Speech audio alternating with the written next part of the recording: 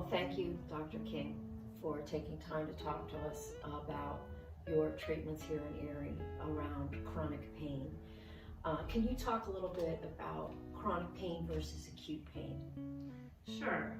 So with acute pain, when someone has an initial injury, what I often talk about with my patients is that we do have inflammation initially. We're supposed to have inflammation. That is our immune system responding to the injury for healing. We're supposed to have pain that helps remind us not to do something that may further injure us during that acute phase of injury. However, with chronic pain, often what will happen is that we get stuck in that inflammatory process. So the inflammation that was once helping us heal is no longer helping us heal, but it is causing us to continue to have pain.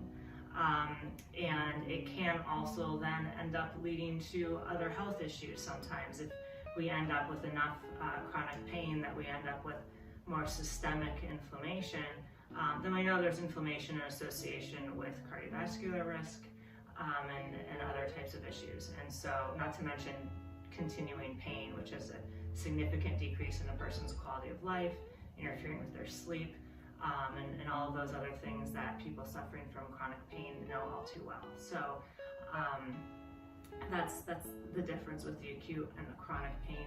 And our goal is to help restore our body back to balance so we're not stuck in that inflammatory process that's no longer doing us any good. I like when you say that chronic pain isn't just painful, it's unhealthy.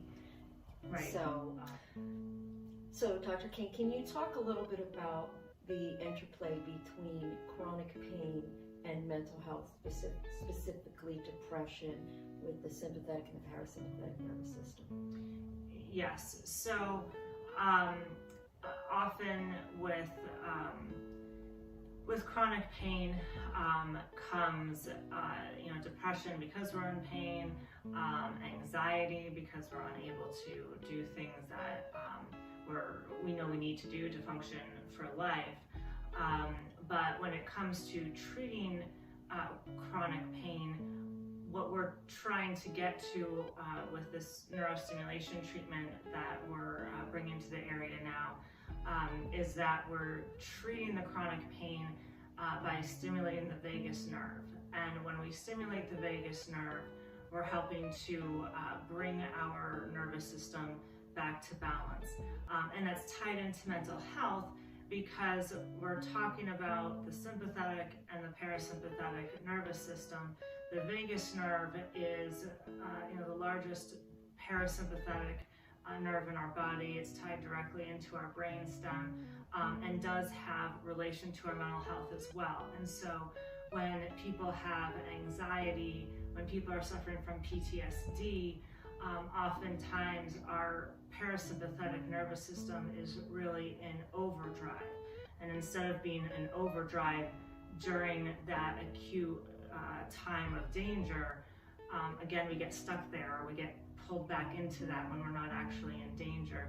And so when we stimulate the vagus nerve, improving inflammation and improving pain for chronic pain by balancing it with that overdrive of the sympathetics, we are also balancing it with that we're actually helping to bring our nervous system back to balance where we're healthiest, where it's supposed to be, so it can respond to our environment how it was originally intended in a healthy manner. And so then the PTSD can improve as well, the sleep can improve because we're addressing the underlying issue. And then the other things we do for chronic pain, like a healthy diet, a low inflammatory diet, exercise to have our muscles strong and supporting those areas of past injury, for mental health, counseling, sometimes additional medications. All of those things are more effective when we have our nervous system more balanced, and then we're able to continue on with those other treatments and have them be more effective. That's a great explanation. Thank you. Thank you. You're welcome.